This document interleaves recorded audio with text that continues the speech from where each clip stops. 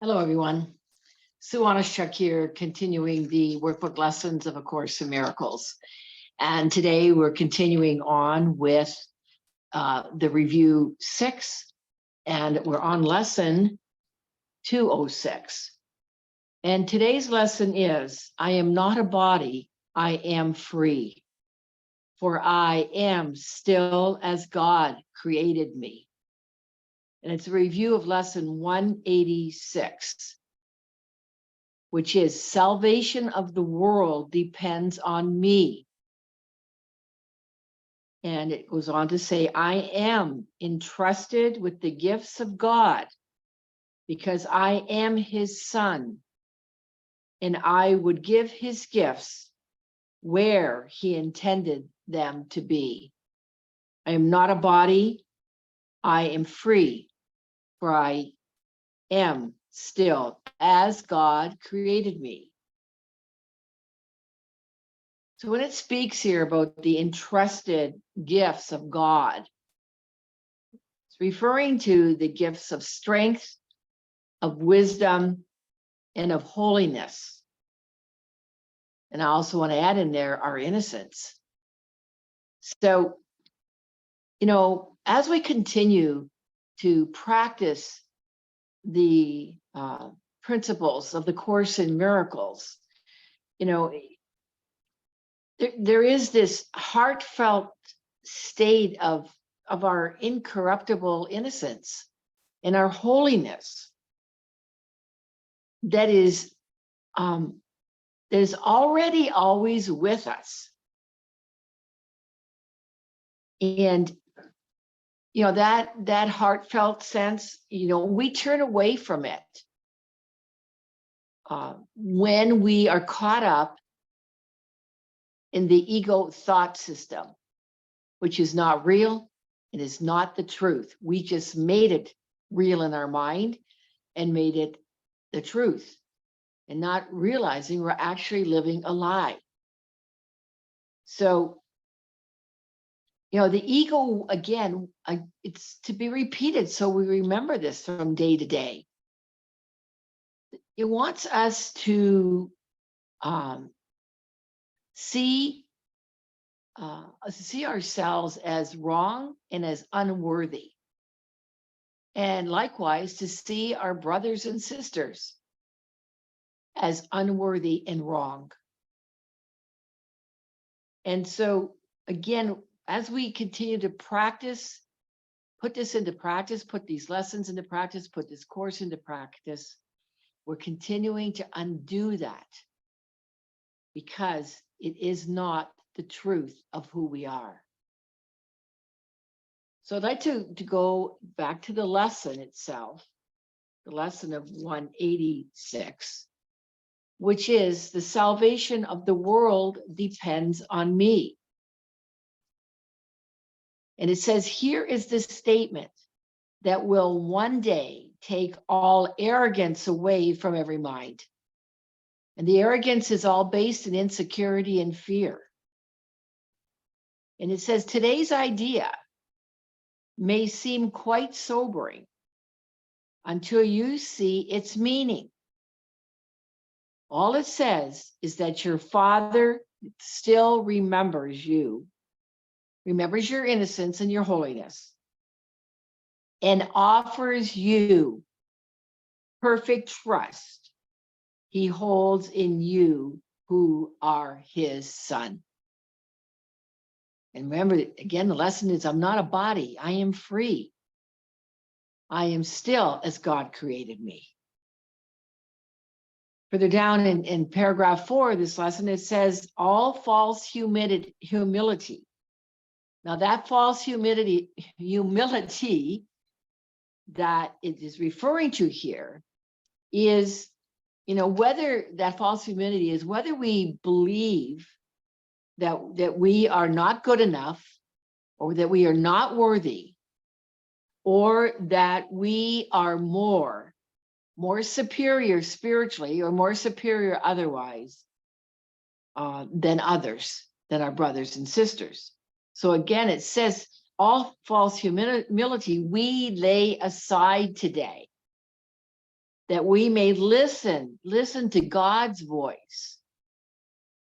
Listen to God's voice reveal to us what he would have us do. You know, in one of the previous lessons, we are advised to wake up to ask God, where is it you want me to go? Or where is it you would have me go? What is it you would have me do? And what is it you would have me say, and to who? And it says, we do not doubt our adequacy for the function that God will offer us. We will be certain that only that he knows our strengths, our wisdom, and our holiness. And if he deems us worthy, so we are. Again, it's only the ego thought system that we bought into, that we are allowing ourselves to feel the unworthiness versus the truth of who we are as being worthy of love. It said, it is but arrogance that judges otherwise. It is that insecurity within us, the fear that judges otherwise, judges against our strengths, our weaknesses. I'm not weaknesses. See, the ego slips in again. It's the ego that judges our strengths and our wisdom and our holiness. It goes on to say, there is one way and only one to be released from the imprisonment, your plan, the ego plan, to prove the false that which is, that you're unworthy, to prove it is true, has brought to you. So I'm going to read that again. There is only one way and only one to be released from the imprisonment your plan to prove the false is true has brought to you. Accept the plan, God's plan. You did not make instead. Judge not your value to it. If God's voice assures you that salvation needs your part and that your whole depends on you, be sure that it is so. The arrogant, the insecure self, the ego identity that we developed must cling to words. We intellectualize so much. To words, afraid to go beyond the words, to a really experience, to have that heartfelt experience, which might affront their stance. Now, we're so caught up in our unworthiness and we're not good enough, in our fear. We don't want to give it up. Just take a look. It said again, the arrogance must cling to words, afraid to go beyond them, to experience, which might affront their stance, might affront this superior spirituality, this spiritual ego. It said, yet the humble, free to hear the voice, which tells them what they are and what to do. So in that humility, we are open to hear, to listen to the voice for God. And we're reaching to experience our grandeur,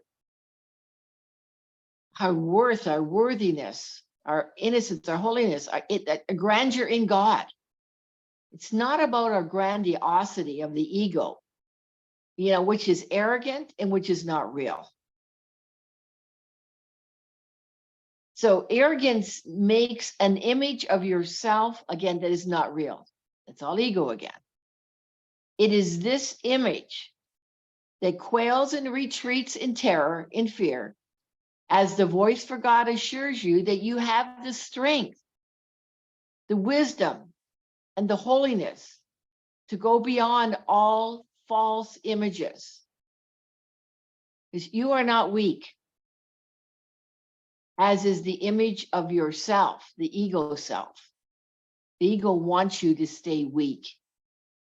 If you move forward in your strength, the ego doesn't exist, because we can't be in both places. We're either in fear or we're in the space alone. You are not ignorant and helpless.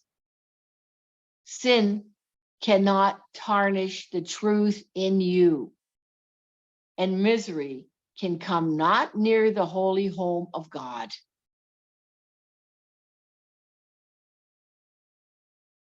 You know, again, we're moving beyond just words to the felt state of peace, love, and joy, that which we don't experience. Only glimpses, not even glimpses of it. We don't experience the truth of that from the ego perspective. So again, we are to humble ourselves to hear the voice for God. Again, which assures us that we have the strength, the wisdom, and the holiness to go beyond this false self that we've created. So I moved to share again from the year of forgiveness, and what Jesus has channeled through Tina Spalding. This gives it another perspective. I remember it's somewhat of a practical, getting beyond the depth of the intellectualization that we can fall into as we do the course. And what Jesus says here, again, with regards to 2:06, that I'm not a body, I am free. I am still as God created me. This is the theme of this review. And Jesus says, you are blessed beings indeed. I am the one you know as Jesus. You have wonderful and specific gifts. Some of you are singers, some of you are writers, some of you are teachers, some of you are wonderful parents, some of you are amazing athletes, some of you are inventors and scientists. You all have a particular thing that calls to you. Some of you may have several things that call to you. There is no particular pattern that is good, and only that is good. You are, Jesus says, all good. Again, in the course, that's Jesus speaking to us, and here again, he's speaking to us, as I said, in a more practical sense. And it says, Jesus says, you notice that as you become more educated in this society, funneled toward work and earning money, many of these passions fall away from you. They become a distant memory. It is now time in your Earth's evolutionary journey to reclaim these parts of you. They are intentionally removed from you. You will notice that there is not a lot of time in your school systems for dancing, singing, painting, horseback riding, and all sorts of things. Yet sports are encouraged, but in a particularly competitive way, with a focus on being picked by sports teams to earn lots of money. There is a distortion to it that it is used against you. How many are there professions out there that possibly you're encouraged, or you feel that that's the direction to go in? And underlyingly, what's there is because you earn lots of money. I'm interjecting this at this point. And is it really what your heart and your soul is calling you to? Or are you more attracted to what the illusory world is falsely projecting that is available? It said, those who have left your passions behind, we want you to begin to reclaim them, Jesus is saying. We want you to go back to time in your memory where you knew you loved to draw, to run, and to dance, and to do that again. Yes, you may be older and out of shape, but you can do all these things in some form or another. Said, put some music on and move yourself, move your body. Even if you are not as mobile, even if you're just moving your upper body, swinging your arms, swinging your head. You know, maybe you can stand next to a chair, he's saying here, if you're older, and hold yourself up and move your body. Your body will respond because you are speaking to your soul. You speak to that deep part of you that came here to express itself, to create and to extend itself. It's all sharing your gifts. And that is what love does. Love takes many forms. And one of the forms it takes is passion for life. And those particular talents and interests that belong to you and you alone. So do not think about the money that comes from doing something. Do not think about the art sales that come from creating art. Do not think about the physical figure you have that you feel no longer suits that passion of dancing. Just begin to imagine. If nothing else, imagine yourself doing those things again. You will feel a little flicker of life return. You will feel some passion coursing through your body. You will feel a little bit younger. If passion, love, self-expression, and freedom, or it is passion, love, self-expression, and freedom that cause the vital life force to come through this body of yours. You come in with it. You see it in young children when they laugh, they play, and they tickle each other and have a grand old time of just being themselves. Slowly but surely, it's removed from you systematically by programs that do not care for your spiritual evolution. Do not underestimate the power of physical movement and creativity in your spiritual journey. Do not make it only an academic study, but also an experiential one. I am the one you know as Jesus, and we will speak to you tomorrow. And I want to add to this with regards to the Course in Miracles. Do not make it only an academic study and intellectualization, totally focusing on the intellect. It is about making it an experiential one, a heartfelt experience of love, peace, joy, and happiness. That is what we are working towards as we continue on a day-to-day basis to be conscious and aware of the contrast of that. And not make the contrast wrong, but to utilize the gift of the Holy Spirit to surrender anything of the ego to the Holy Spirit, to be returned to your right-minded thinking, to your mind of God, to be in the space of freedom, to extend the love that you are. All right. That is lesson 206. And I move to read it again, which is, I'm not a body, I am free, I am still as God created me. The salvation of the world depends on me. I am entrusted with the gifts of God, the strength, the wisdom, and the holiness, because I am his son. And I would give his gifts where he intended them to be. I am not a body. I am free, for I still am as God created me. All right. Thank you for being here.